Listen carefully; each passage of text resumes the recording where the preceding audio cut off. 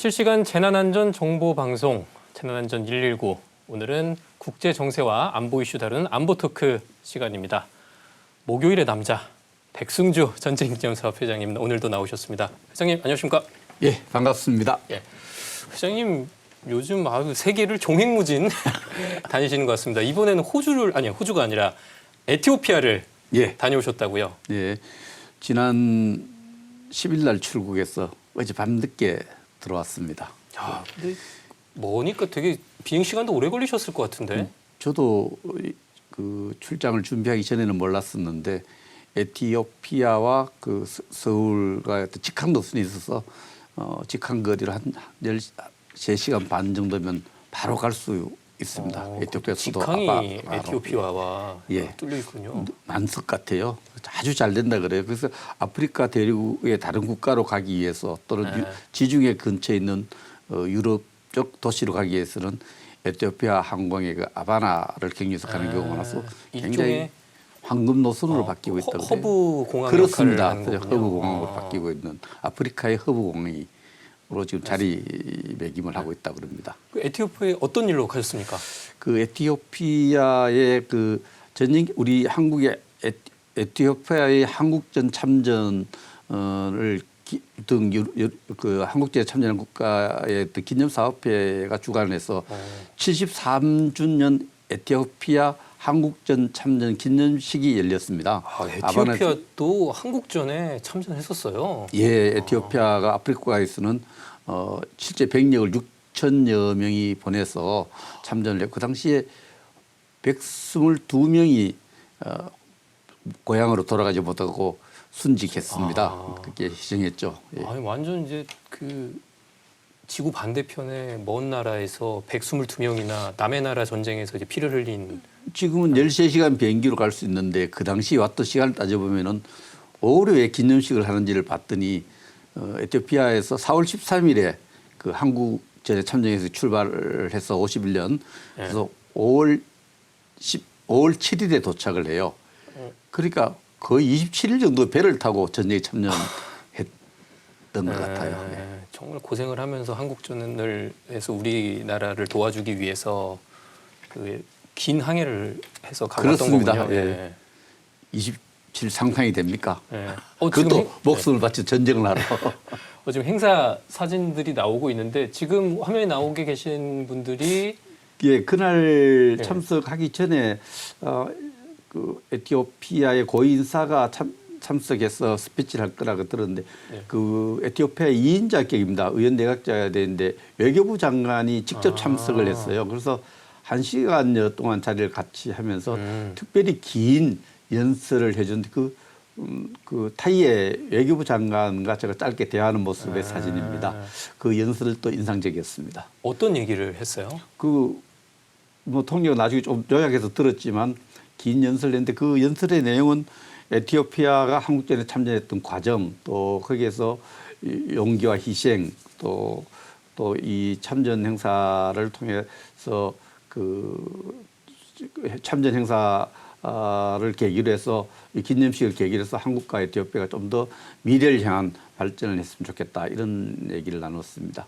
그러면 우리 한국의 정강 대사도 취임한 지 한 4개월 됐는데 부인과 같이 내가 같이 와서 같이 있었고 저 옆에 있는 분이 신광철 이런 사업을 계속해서 주관해 왔던 신광철 회장이고요. 에티오피아 고위 인사고 또 참전국에 많은 그 밀리터리 아타셰 우리 그 해외 주재 외교관도 참석을 했었고 오른쪽에는 아마 우리 참전 기념 사업회 부회장 김선영 부회장이 함께하고 있습니다.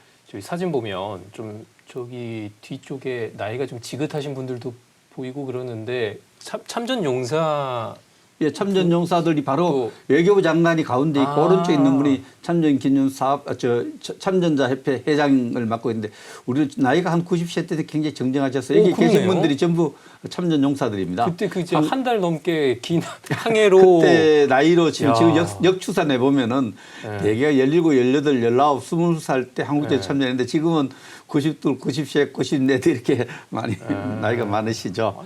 최고령자는 시가 너무 더 생존하셔서 참석을 하셨습니다. 아니, 되게 늠름해 보이세요. 그렇습니까? 저기 ROK 저기 모자도 예. 쓰고 계시고. ROK는 제가 준비가 모자였습니다만, 예. 저희 얘기를 좀 들으셨어요? 그때 당시 어땠다고 하세요? 참전용사분들이? 참전용사들의 기억 속에는 하여튼 먹는 문제가 좀 힘들었고 예. 또 보람 그 왕실에 근위되어 있으니까 그 신라시의 황제의 명령을 받아서 하는 소명감, 보람 이런 것이 있었는데 이분들이 나중에는 굉장히 고초를 겪고요. 우리 진행자님도 알겠지만 1974년에 이제 공산주의 맹기스라는 소련이 쿠데타를 일으켜요. 에티오피아 안에서 예, 쿠데타를 일으켜서 황제를 1년 연금하고 있다가 처형하기도 하고 엄청난 박해를 하고 또 공산주의 혁명이 북한하고 굉장히 가깝게 지내요. 17년간. 그 17년 동안은 이 참전 용사들이 엄청난 고통을 받습니다. 그렇겠네요. 군에 남아있던 그 참전 용사들은 강제 전역을 당하고 여러 가지 불이익을 받고 또 일부는 총살까지 당했다 그래요. 그리고 그 전역했던 분들은 연금도 몰수당하고 훈포장은 물론 몰수당했고요. 그것보다 그 후손들도 공직에 가지 못하도록 진출하지 못하도록 조치가 취해지고 북한의 입장 영향 때문이죠.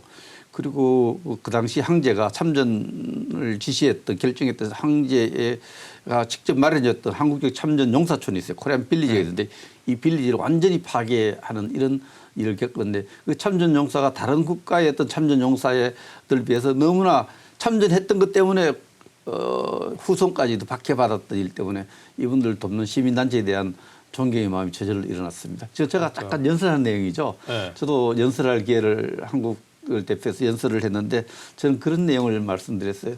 과거는 과거고 과거를 기념하기 위한 행사만이 되어서는 안 된다. 우리가 조금 지금 에티오피아에 비해서는 굉장히 잘 사는 나라예요. 또 여러 가지 근대화, 산업화, 민주화를 시킨 경험이 있기 때문에 같이 잘 사는 것을 다짐하는 그런 기념식이 되었으면 좋겠다. 그런 기념일이 되었으면 좋겠다. 제 생각에 동의한 분은 박수 좀 쳐달라 했더니 많은 분들이 참석한 모든 분들이 박수를 쳐줘서 제가 힘을 좀 얻었습니다. 예, 잘하셨습니다. 그러니까 예전에 그 에티오피아가 공산화되면서 예전에 자유민주주의 남한을 도왔던 분들이 고초를 겪다는 거잖아요. 그러니까 고초 정도로 표현이 안 돼요. 네. 직업에서 강제로 직장에서 쫓겨나고 사형까지 당하는 이런 문제까지. 아까 저분들이 이제 왕실 근위병 출신들이라고 했는데 그렇습니다. 사실 어찌 보면 에티오피아 안에서도 약간 엘리트층이고 그렇습니다. 지도층 분들이었는데 가고 싶어 간 것이 아니라 네. 황제의 명령이니까 네. 황제를 위해서 가는 이런 마음으로 왔는데 결국 황제가 쿠데타로 축출당하고 황제가 연금됐다가 처형당하는 그 상황에서 황제와 같이 운명을 한 거죠. 그러니까 어쨌든 이런 행사를 통해서라도 저희가 그때 당했던 좀 고생들에서 조금 보답이 될 수 있었던 좀 기회가 됐으면 하네요. 그 아까 그 참전 용사분들 좀 얘기를 더 좀 하고 싶은데 그 에티오피아의 강류 부대가 예. 당시 이제 우리나라 남한을 이제 우리나라를 도왔다는 거잖아요. 예. 근데 굉장히 뭐 전설의 부대였다고 합니다. 그 기록에 따르면은 우리 기록하고 조금 이제 한 번도 진 적이 없고 한 사람의 포로도 당기지 않는 그런 용감한 전쟁을 했다. 이렇게 에티오피아는 그렇게 기억하고 있고 우리도 상당히 용감하게 싸운 부대로 기억을 하고 있습니다. 근데 그분들을 위해서 이번에 또 많은 행사들을 제가 준비하신 것으로 아는데 뭐 어떤 것들을 좀 도와주셨어요? 첫째 그 참전 용사자들을 이렇게 위로뿐만 아니라 위로금을 좀 전달했고요. 특히 생존한 용사들이 좀 어렵게 삽니다. 어렵게 사는 분들 가정을 방문해서 우리가 좀 격려도 하고 또 위로드리고 저기 기념사업회 부회장이 직접 임원금을 준비해서 임원금을 전달하고 저번은 너무 노시에서 일어나지 못했는데 저희들이 항상 코리아를 위해서 기도하겠다. 종교적인 어떤 염원을 이야기해 주는데 우리 위로 임원금도 많이 전달했고 또 거기에 이번에 그 후손들의 장학금을 전달을 했고요. 또 후손금 직접 장학금 또 전달을 하는 그런 행사도 가졌습니다. 좋은 일 많이 하셨네요. 특히 그 미망인들도 찾아서 했고 특히 그 여기에 한글 학교가 운영되는데 학생들이 굉장히 그 드라마를 통해서 한국어를 배웠다 한국말 잘해요. 근데 그 한글 학교를 운영하고 있는데 학교를 운영한 돈이 드니까 제가 깜짝 놀랐는 게 우리 한국전력 자회사 MCS가 있어요. 네. 전기 검침하고 돈 받는 그 회사가 정성진 사장의 특별한 결심으로 한글 학교를 후원하고 또 생존할 몇 분 안 되는 그 참전자들에게 홈케어 그러니까 일일이 가정에 가서 좀 케어해 주는데 비용이 들잖아요. 그 비용을 우리 한전 MCS에서 하고 있다는 거 보고 저 한국전력 새로 봤어요. 이런 일도 하구나 이렇게 생각했는데 그 직원이 와서 직접 전달하는 그런 모습입니다. 근데 그 참전 용사들 2세 중에 좀 결혼을 못 하고 있는 분들 결혼식도 결혼 생활을 하고 있는데 네. 결혼식을 못 올린 분들이 네. 꽤 많다 그래요. 너무 가난하고 그때 박해 받았던 기간이 17년이지만 그 박해가 후손에게 영향을 줘서 이것을 안타깝게 여기는 그 신광철 부회장이 이끄는 한국전 참전 기념 사업회에서 원래 처음이 아니고 세 번째 결혼식을 준비해줘서 결혼식을 올리게 하고 결혼식 이후에 가면 신혼부부 어디 갑니까? 신혼여행 가야죠. 신혼가에도 호텔비가 없는 거예요. 호텔비라든지 결혼의 시작을 시작할 때 필요한 여러 가지 비품들 이런 것을 제가 근데 그 한국전 참전 기념 사업회뿐만 아니라 비슷한 유관단체에서 많은 이렇게 거기다 그 선물 주면 특히 이번 대사관에서 식용유 등 이렇게 또 그 생존 참전 용사들 가족들에게 선물도 많이 준비해서 오늘 원래 참 훈훈한 그런 기념식이 되었다고 봅니다. 22쌍이나 이번에는 4상이고요. 이번에 4쌍. 예, 지금까지 했던 3회에 걸쳐서 22쌍 결혼식을 준비하고 신혼생활에 필요한 비품을 준비. 그분들 너무너무 좋아했어요. 부부들이 진짜 좋아하셨겠어요. 사실 얼마나 어려운가 하면은 결혼식 마치고 호텔 가는 차량이 좀 필요한 거예요. 차가 없어서 우리가 또 그 차량까지도 우리 그 기념사업회 운영 차량으로 이렇게 풀 서비스로. 우리가 풀 서비스란 말을 좀 하기는 좀 그런데요. 그만큼 국민소득이 일반 국민소득이 한 달에 $50 수준에 못 미친다 그래요. 그래서 굉장히 어려운 게 전체 국민들 수준인데 그 중에서도 참전 용사들 가족들이 그 정부의 정책, 그 사회주의 혁명 정책을 해서 굉장히 어려움을 더 겪고 있다 이렇게 봅니다. 네. 아까 그 회장님께서 그 연설도 하셨다고 했지만 과거는 과거고 또 앞으로의 미래가 더 중요한 거 아니겠습니까? 그렇습니다. 앞으로 이제 한국과 에티오피아의 관계 어떻게 좀 이어지면 좋을까요? 제가 대사하고 이야기를 좀 나눌 기회가 있었는데 에티오피아가 그 당연히 누려야 될 한국적으로 누려야 될 부분을 누리지 못한 부분이 참전국 관세라는 게 있어요. 참전국가에 이르는 어떤 약간의 관세상의 특혜 문제를 못 얻고 있는 부분이 있고 그 아주 제가 느낄 때는 굉장히 스마트한 이런 자질을 갖고 있는 국민들인데 고용노동부에서 하는 고용에 대해서 해외 고용에 대해서 좀 제도적으로 우리가 배려할 수 있는 부분이 있는데 여러 가지 관련 부처의 협조가 미진해서 그 고용 문제에 있어서 한국이 좀 고용을 만들어 줄 수 있는 부분에 대해서도 해외 고용에 대해서도 좀 아주 속도가 더딘 부분이 있고 절차적으로 그런 부분에서 우리가 좀 더 그 6.25 때 가장 어려울 때 122명이 목숨을 바쳤고 6천 명이 도와줬고 그것 때문에 고통받았던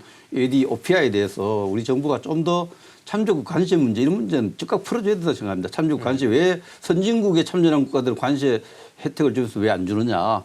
이런 문제를 제가 들었는데 이달 말에 아마 아프리카 정상회의가 서울에서 열려요. 6월 초에 열리면 외교부 장관과 또 그쪽에 나라 지도자들 왔을 때 과감하게 우리가 가장 어려울 도와준 에티오피아에 대해서 관세 문제라든지 해외 고용 문제에 있어서 적어도 혜택은 안 주더라도 불이익은 줄여주는 그런 과감한 외교적 결단이 필요하고 또 코이카가 있지 않습니까? 우리 도와주는 이런 프로그램 속에 참전국의 그 후진적인 경제적으로 어려운 참전국에 대해서는 더 많은 배려가 정책적으로 주어지도록 할 필요가 있다 이렇게 생각을 합니다.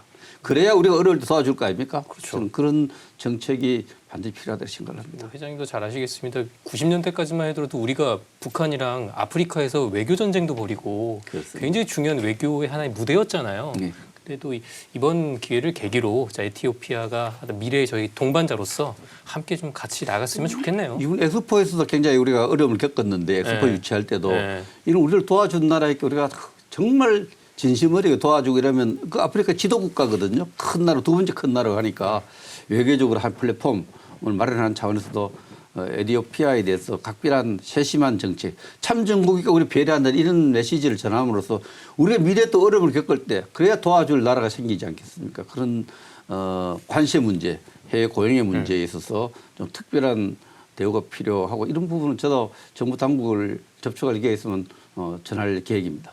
맞아요. 경제적 협력이 굉장히 중요한데 사실 에티오피아 하면 커피가 좀 떠오르잖아요. 어떻게 근데 그 가셔서 커피 좀 드셨어요?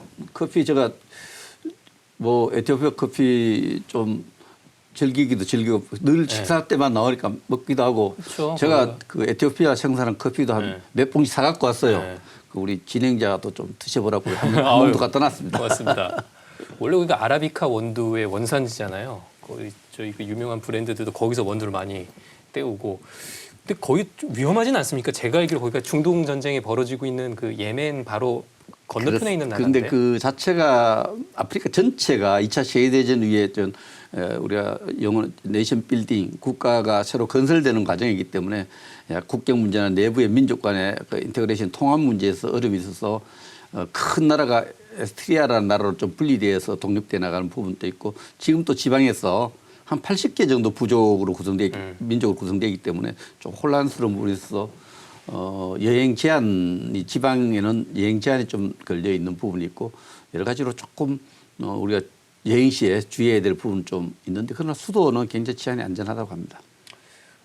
아프리카가 경제 대륙으로 점점 떠오르고 있잖아요. 제가 생각을 할 때는 그 노동 집약적 산업은 이제 아시아에서 중국으로 중국에서 다시 베트남 다시 인도로 갔다가 다음에 한 20, 30년 안에는 노동 집약적인 산업의 중심지는 아프리카로 옮겨갈 가능성이 높기 때문에 국가 전략적으로도 우리 지속적으로 번영해서도 아프리카의 어떤 전략적 협력은 굉장히 강화할 필요가 그렇죠. 있고 서두를수록 좋다 이렇게 생각을 합니다. 잠재력이 많죠. 자원도 풍부하고 또 풍부한 노동력을 갖고 있고 그렇죠. 예. 젊고 또 그것이 역으로 또 탄탄하고. 말하면 새로운 마켓 시장이 되기 때문에 네.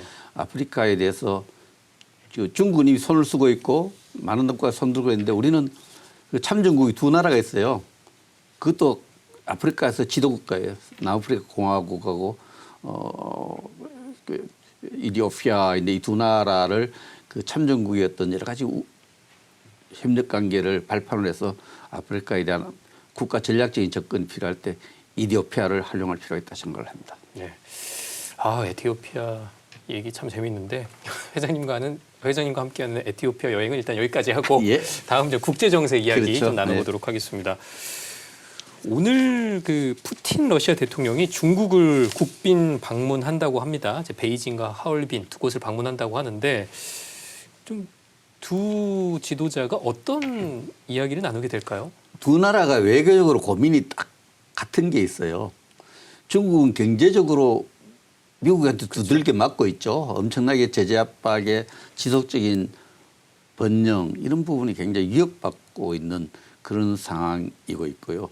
러시아는 지금 우크라이나에서 약간 전황은 유리하지만 미국을 중심한 나토 국가가 우크라이나를 지원하면서 우크라이나를 마음대로 다루지 못하고 오히려 국제적으로 완전히 사면초가 고리에 빠지고 있어요. 경제적으로 사면초가에 빠지고 있는 중국 또 정치 군사적으로 사면초가 있는 러시아가 이 글로벌 이런 상황에 대해서 공동으로 대응하는 협조하는 방안을 모색하는 그러한 국빈 방문이고 국빈 초청이다 이렇게 봐야 되겠죠.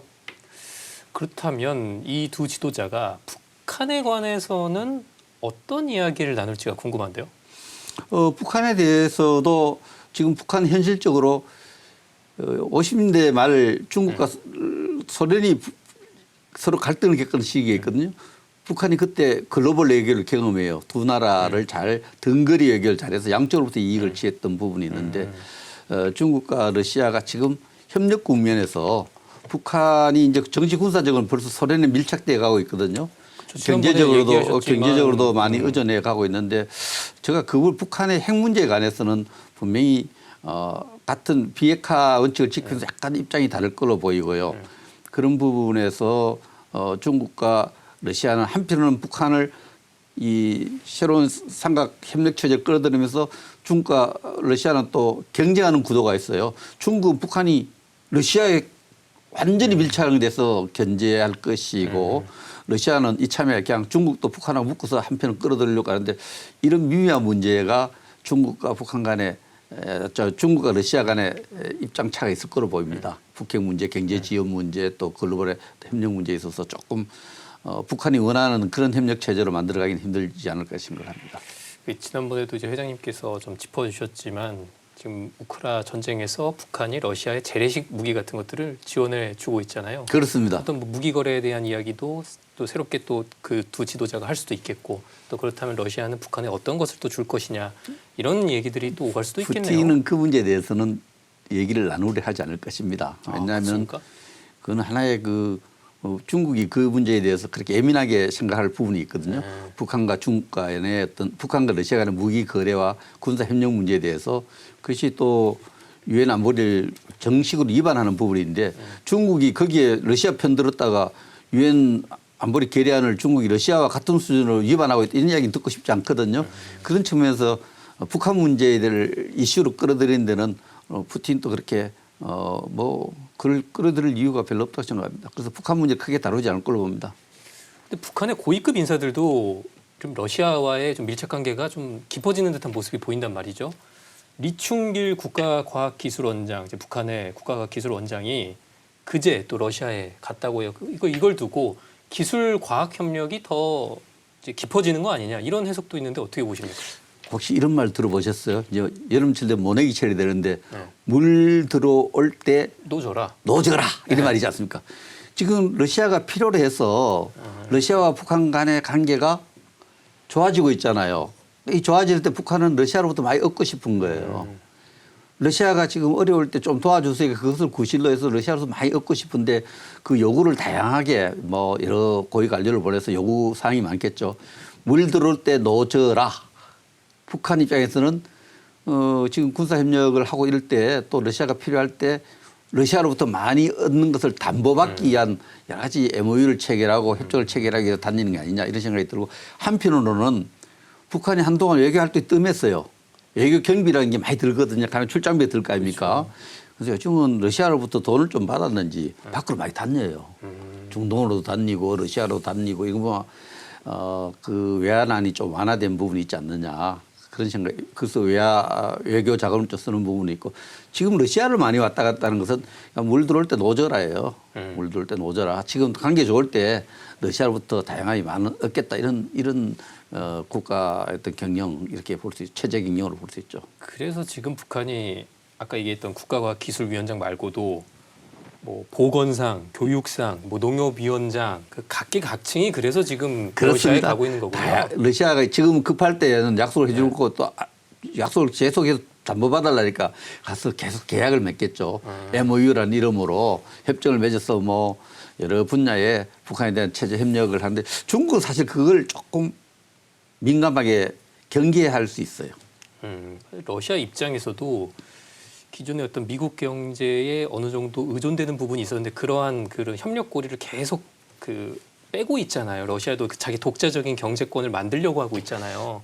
그러니까 그런 차원에서라도 북한이 좀 필요할 수도 있겠네요. 그렇진 않습니다. 그렇진 않아요. 북한이 갖고 있는 여러 가지 산업 생산 능력이나 산업 구조 이런 거 봤을 때 러시아 경제가 북한에 도움받을 일은 거의 없습니다. 러시아가 1차적 자원을 많이 수출하는 나라잖아요. 공산품을 많이 수입하는 나라인데 북한에서 도움받을 게 별로 없어요. 러시아는 지금 혹시 군사적 필요에 의해서 북한이 원하는 것을 주고 조금 약속하는 그 수준일 거고 러시아 국민들이나 러시아 정부가 필요하는 공산품은 가장 필요한 나라가 대한민국이에요. 그렇죠. 그런 부분에서 군사협력의 대가로 조금 북한이 지원한 걸 약속하고 그러나 민간 차원에서 정부 차원에서 필요한 공산품은 결국은 그 시장이 한국일 수밖에 없다 저는 그렇게 생각합니다. 어쨌든 국제 정치 외교적인 상황에서 조금 북한을 통해서 좀 레버리지를 얻기 위해서 그냥 러시아가 그렇습니다. 하는 그런 차원이다. 외교 군사적 지렛대로서 북한이 필요한 거지 경제협력은 시장 규모나 북한의 여러 가지 생산 시설이나 이런 걸 봐서는 상품 이런 걸 봐서는 전혀 러시아가 필요한 것을 북한이 만들어내지 못합니다. 우리 군의 훈련 소식도 얼마 전에 있었어요. 그렇죠? 그제 공군작전사령부 주도로 적 대규모 공중항체 침투 대응 합동 훈련. 구체적으로 어떤 훈련입니까? 제가 이디오피아 있을 시절에 있었던 훈련인데 이 훈련은 무슨 훈련이냐면 지금 도발이 공중을 통한 도발은 이제 우리가 쉽게 말하면 전투기를 통한 도발이 있고 무인 항공체, 드론 같은 거죠. 무인 비행기 또 여러 가지 항공체를 통해서 들어왔을 때 미사일도 해당되겠고 포도 해당 이런 거에 대해서 대응하는 체제를 합동 군사 훈련이 되겠어요. 한 동시에 들어와서 어떻게 할 것이냐. 여기 800여 개의 항공체가 미상 항공체가 떴을 경우에 어떻게 이것을 격추할 것이냐.